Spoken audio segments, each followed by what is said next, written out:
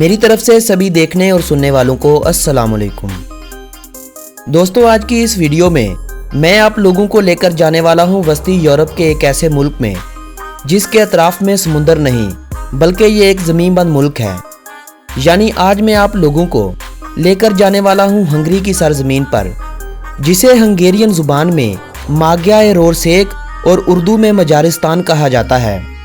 हम आज की इस वीडियो में बहुत ही ऐसी दिलचस्प मालूमात आप लोगों के साथ शेयर करने वाले हैं जिनसे आप लोगों को बहुत ज़्यादा फ़ायदा होगा।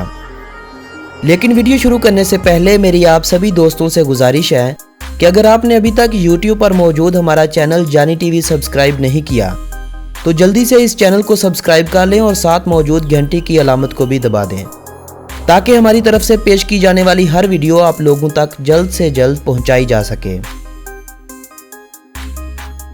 दोस्तों, हंगरी में इंसानी ज़िंदगी के आसार 4000 कबले मसीह के मिलते हैं। पहली रूमी सल्तनत के दौरान हंगरी का कुछ हिस्सा रूमी सल्तनत में भी आया था, जिसे रूमी सल्तनत के खात्मे के बाद किसी सल्तनत का हिस्सा नहीं बनाया गया। हंगरी में पहली बार किसी सल्तनत की बुनियाद 895 ईस्वी में रखी गई थी। इस सल्तनत को प्रिंसिपैलिटी ऑफ हंगरी का नाम दिया गया था। यह सल्तनत उस खित्ते पर कायम हुई थी जहां आज के हंगरी, रोमानिया और स्लोवाकिया जैसे ममालिक आते हैं। यह सल्तनत 1000 ईस्वी तक कायम रही। 1000 ईस्वी के बाद कई छोटी मोटी रियासतों ने हंगरी के साथ इश्तराक किया। इन रियासतों में पहली बल्गारियन सल्तनत भी थी जिसने 1000 ईस्वी से 1301 ईस्वी तक इत्तेहाद कायम किया। इस अरसे में कायम होने वाली सल्तनत को किंगडम ऑफ हंगरी का नाम दिया गया था। 1366 से 1526 ईस्वी तक के अरसे में सल्तनत उस्मानिया की तरफ से इन ममालिक को फतह करने के लिए कई बार जंगें लड़ी गईं। इन जंगों को ऑटमन वार्स का नाम दिया गया है। आखिरकार उस्मानियों ने इस खित्ते को अपने कब्जे में ले लिया और 1541 ईस्वी में यहां ऑटमन हंगरी की बुनियाद रखी गई। ये रियासत 1699 ईस्वी तक अपना वजूद बरकरार रख सकी। फिर कई छोटी मोटी रियासतें बनी और कई इनकलाबात आए। बिलाखिर 1848 के इनकलाब के बाद एक बड़ी तब्दीली ये रूनमा हुई कि उस ज़माने की एक ताकत ऑस्ट्रिया के साथ हंगरी को इत्तेहाद करना पड़ा। 1867 ईस्वी से पहली जंग अजीम के इख्तिताम तक इस रियासत को ऑस्ट्रिया हंगरी का नाम दिया गया। 1918 में जब ऑस्ट्रिया हंगरी रियासत का खात्मा हुआ तो पहली बार हंगरी एक खुद मुख्तार मुल्क की हैसियत से दुनिया के नक्शे पर नमूदार हुआ। खुद मुख्तारी के एक साल बाद यानी 1919 में हंगरी को सोवियत के साथ इश्तराक करना पड़ा और इस रियासत का नया नाम हंगेरियन सोवियत खुद मुख्तारी दे दिया गया। सिर्फ एक साल के इश्तराक के बाद दोबारा किंगडम ऑफ हंगरी का क़याम अमल में आया। 1956 में हंगेरियन इनकलाब के बाद मुल्की कानून में काफ़ी तब्दीलियां की गईं। 23 अक्टूबर 1989 को सोवियत यूनियन के खात्मे के आगाज़ में ही तीसरी हंगरी जमहूरिया की बुनियाद रखी गई और इस मुल्क का नाम हंगरी कर दिया गया। 1 मई 2004 को हंगरी को बाकायदा तौर पर यूरोपीय यूनियन की रुकनीत भी हासिल हो गई। यहाँ मैं एक बात आप लोगों के लिए क्लियर करता चलूँ कि 895 ईस्वी में हंगरी की पहली रियासत के क़याम से लेकर आज तक किसी भी मुल्क ने हंगरी पर मुकम्मल हुकूमत नहीं की, बल्कि हर आने वाली हुकूमत हंगरी के साथ इश्तराक से वजूद में आई थी। दोस्तों, हंगरी यानी मजारिस्तान कुल 93,030 मरबा किलोमीटर रकबे पर फैला हुआ मुल्क है। ये मुल्क अपने रकबे के एतबार से दुनिया भर में 108वें नंबर पर शुमार किया जाता है, जबकि इस मुल्क की 2018 की रिपोर्ट के मुताबिक कुल आबादी 97,71,000 अफराद थी, जिसकी बुनियाद पर इस मुल्क को दुनिया भर में 91वां नंबर हासिल है। बुडापेस्ट हंगरी का दारुल हुकूमत है। ये शहर दारुल हुकूमत होने के अलावा हंगरी का सबसे बड़ा शहर होने का भी एजाज़ रखता है। इस शहर की आबादी 17,59,000 अफराद है, जो इसे आबादी के लिहाज से यूरोपीय यूनियन का 10वां बड़ा शहर बनाती है। दोस्तों, हंगरी का लफ्ज़ लातीनी ज़ुबान से लिया गया है, जो यहाँ बसने वाले पहले पहल नस्ली ग्रोह यानी हंगेरियन से लिया गया है। लेकिन अब हंगेरियन लोग हंगरी में माग्यारस के नाम से पहचाने जाते हैं। दोस्तों, हंगरी के बारे में अगर दिलचस्प मालूमात की बात की जाए तो हंगरी का कॉलिंग कोड +36 और डोमेन नेम .hu है। हंगरी की करेंसी को हंगेरियन फोरिंट कहा जाता है, जो पाकिस्तानी करेंसी से कमतर समझी जाती है। एक पाकिस्तानी रुपए के बदले में 2.19 हंगेरियन फोरिंट आ जाएंगे, जबकि एक इंडियन रुपए के बदले में आने वाले फोरिंट की तादाद 3.89 है। हंगरी वक्त के लिहाज से पाकिस्तान से 4 घंटे पीछे, जबकि इंडिया से 4.5 घंटे पीछे है। हंगरी पाकिस्तान से 4,621 किलोमीटर की दूरी पर वाक़ है। पाकिस्तान से हंगरी जाने के लिए 6 से 7 घंटे लग जाते हैं, वो भी इस सूरत में कि अगर रास्ते में कोई स्टे ना हो। हंगरी की कौमी और सरकारी ज़ुबान का दर्जा हंगेरियन ज़ुबान को हासिल है। ये वही ज़ुबान है जिसको मजारस्तानी ज़ुबान भी कहा जाता है। इस ज़ुबान को दुनिया भर में 1,30,00,000 से ज़्यादा अफराद इस्तेमाल करते हैं। ये यूरोपीय यूनियन की 24 ऑफिशियल ज़ुबानों में से एक है और यह ज़ुबान यूरोप की 13वीं सबसे ज़्यादा इस्तेमाल होने वाली ज़ुबान है। हंगरी की 99% आबादी इसी ज़ुबान का पहली ज़ुबान के तौर पर इस्तेमाल करती है। हंगरी की 16% आबादी ऐसी है जो अंग्रेज़ी ज़ुबान का भी सही तरह से इस्तेमाल करना जानती है।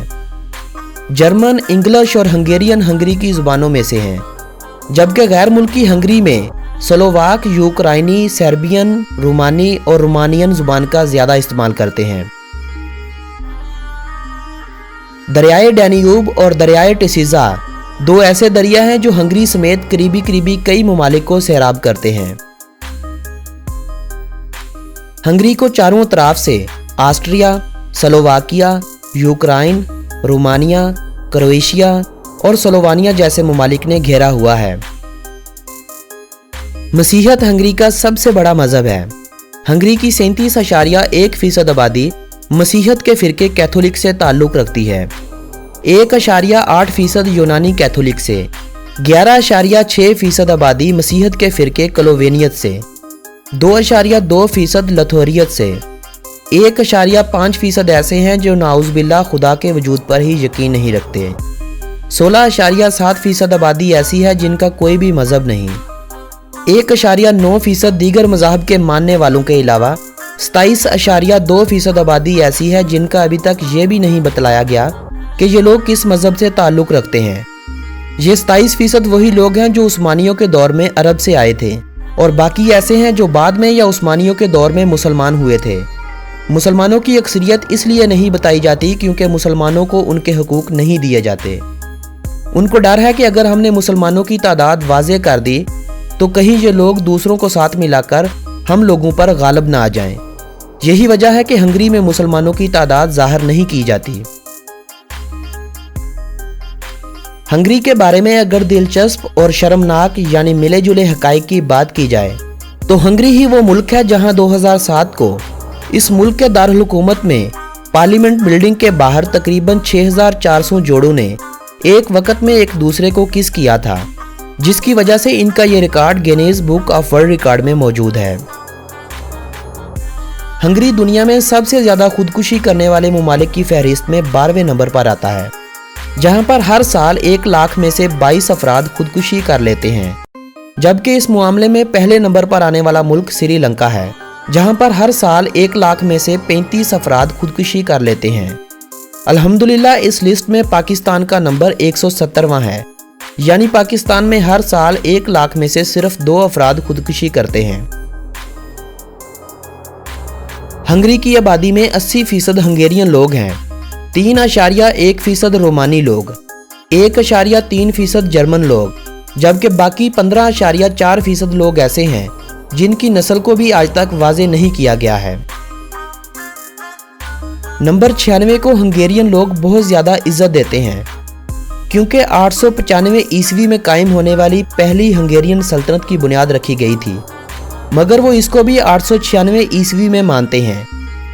1896 में पहली मनेलियन सालगिरह मनाई गई थी। हंगरी के दारुल हुकूमत बुडापेस्ट में कोई भी इमारत ऐसी नहीं जो 96 फीट से ज़्यादा की हो, सिर्फ पार्लियामेंट बिल्डिंग 96 मीटर बुलंद है। एक मज़े की बात यह है कि हंगरी का कौमी तराना भी 96 सेकंड्स में पढ़ा गया है। दोस्तों, हंगेरियन लोग जब भी अपने आप को मुतारफ करवाने के लिए अपना नाम शो करवाते हैं तो वो अपना सेकंड नेम पहले लिखते हैं जबकि फर्स्ट नेम बाद में। मैकडॉनल्ड वो पहला गैर मुल्की फास्ट फूड रेस्टोरेंट था जिसने 1988 में हंगरी में अपनी ब्रांच कायम की थी।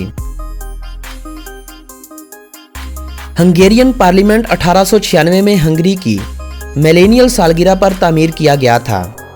इस इमारत में 691 कमरे हैं। 96 मीटर इस इमारत की लंबाई है। 12.5 मील यानी 20 किलोमीटर तक सीढ़ियों का इस्तेमाल किया गया है। इस इमारत को बनाने में 40 किलो खालिस सोना भी लगाया गया था। ये लंदन की वेस्टमिनिस्टर और रोमानिया की पार्लियामेंट के बाद दुनिया की तीसरी सबसे बड़ी पार्लियामेंट है। हंगेरियन लोग दुनिया में सबसे ज़्यादा टैक्स देने वाले लोगों में शुमार होते हैं। हंगेरियन लोग हर साल अपनी आमदनी में से 38.3% सरकारी खजाने की नज़र कर देते हैं। हंगरी ने अब तक 13 नोबेल प्राइज जीत रखे हैं। यूएस, रशिया, यूके, फ्रांस और इटली वाहिद ममालिक हैं जिन्होंने हंगरी से ज़्यादा समर ओलंपिक्स गोल्ड मेडल जीत रखे हैं। समर ओलंपिक्स में हिस्सा लेने वाली 211 टीमों में हंगरी 9वें नंबर पर आता है। हंगरी ने अब तक 448 गोल्ड मेडल अपने नाम कर रखे हैं। हंगरी यूरोप में जर्मनी, फ्रांस और इंग्लैंड के बाद चौथा सबसे पहले कायम होने वाला मुल्क था। हंगरी में वालिदैन को अपने बच्चे का नाम हंगरी हुकूमत की तरफ से तजवीज़ करदा नामों में से ही रखना पड़ता है।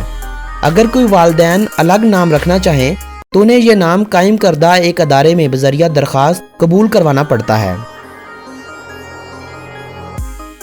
हंगरी में वाक़े लेक बलाटोन यूरोप की दूसरी सबसे बड़ी जबकि वस्ती यूरोप की सबसे बड़ी झील मानी जाती है जो 601 मुरब्बा किलोमीटर रकबे पर फैली हुई है। सोकर हंगरी की सबसे मकबूल खेल है। सोकर के अलावा बॉक्सिंग, स्पीड स्केटिंग, रेसलिंग, शतरंज और दीगर ओलंपिक्स की कई एक खेलें हंगरी में बड़े शौक से खेली जाती हैं। हंगरी में तालीम की शरह 99% है। Food processing, mining industry, textile industry, chemical और कंस्ट्रक्शन मटेरियल ही हंगरी की आमदनी में इजाफे करने वाली बड़ी बड़ी सनतें हैं। अगर मईशत की बात हो रही हो तो हम सियाहत के शोबे को कभी भी नज़रअंदाज नहीं कर सकते क्योंकि ये वो शोबा है जो कुछ ही सालों में किसी भी मुल्क की तकदीर बदल सकता है। एक अंदाजे के मुताबिक 2016 में 1 करोड़ 17 लाख अफराद ने हंगरी का सफ़र किया था। दोस्तों, हंगरी का पासपोर्ट दुनिया में 9वें नंबर पर शुमार किया जाता है। इस पासपोर्ट के हामिल शहरी दुनिया के 155 ममालिक में बगैर वीज़े के जाने की सलाहियत रखते हैं, जबकि इन 155 ममालिक में से 35 ममालिक ऐसे हैं जो वीज़ा ऑन अराइवल या ई वीज़ा की सहूलत भी देते हैं। यानी इन 35 ममालिक में जाने के लिए वीज़े की ज़रूरत पड़ेगी जो आपको उन ममालिक की हदूद में दाखिल होते ही दे दिया जाएगा।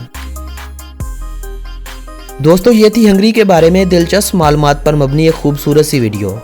अगर ये वीडियो आप लोगों की मालूमात में इजाफे की वजह बनी हो तो इस वीडियो को अपने अजीज़ो अहबाब के साथ व्हाट्सएप और फेसबुक वाल पर शेयर करते हुए अपनी पसंदीदगी का इजहार करें।